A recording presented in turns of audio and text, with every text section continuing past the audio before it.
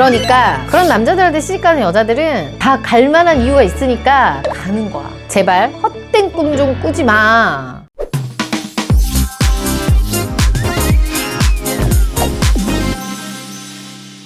안녕하세요. 리얼연애 전문가 한방언입니다. 가끔 언론을 통해 재벌가들이 결혼하는 뉴스를 보실 수 있는데요. 누구나 알려진 여자와 결혼하는 경우도 있지만 가끔은 훌륭한 인품을 가진 여성 재원과 결혼을 한다든지 아예 비공개하는 경우도 있죠. 그래서 오늘은 제가 13년간 커플 매니저를 하면서 경험했던 100억대 이상 자산가들에게 시집가는 여자들의 스펙에 대해 이야기해보도록 하겠습니다.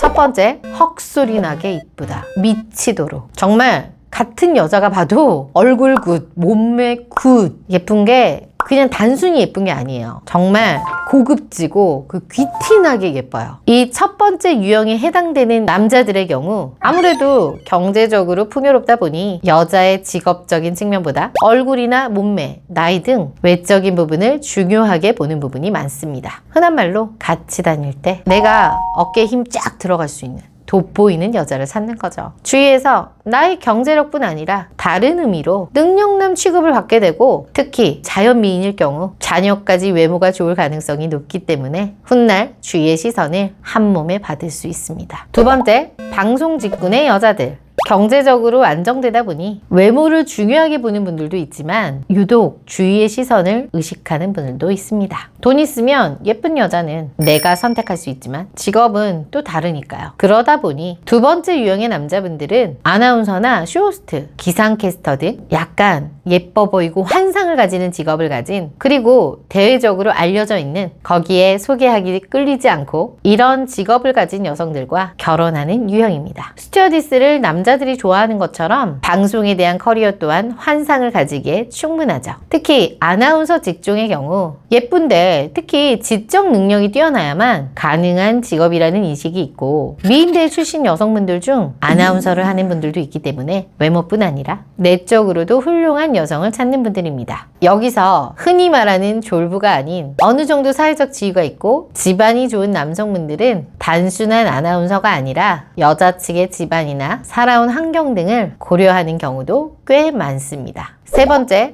전문직 여성. 이 세 번째 유형의 남자들은 의사, 변호사, 회계사 등 여성의 직업을 중요하게 생각하는 분들입니다. 본인들이 돈이 많고 부를 가졌으니 사회적 위치를 중요하게 생각해서 스펙 좋은 여성을 찾는 거죠. 그래서 세 번째 유형의 남자분들은 외모가 살짝 부족하더라도 스펙 좋고 전문직 여성과 결혼하는 경우가 있습니다. 네 번째, 어리고 미인대 출신 여성. 첫 번째 유형과 비슷한 경우지만 네 번째 유형의 경우는 예쁘긴 예쁜데 사회적으로 예쁨의 기준에서 나름 인정받은 미인대 출신 여성을 선호하는 경우입니다. 그리고 나이가 어려야 합니다. 그래서 나이가 어린데 미인대 출신이다? 그럼 다른 거 보지도 않고 환호하면서 결혼하는 분들을 많이 봤습니다. 미스 코리아나 미스 춘향이 아니라 지방 미인대 그냥 무슨 아가씨대 출신인데도 어리지, 예쁘지, 거기에 미인대 수상했지. 바로 결혼하더라고요. 다섯 번째, 정말 흔히 볼 수 있는 일반인 여성.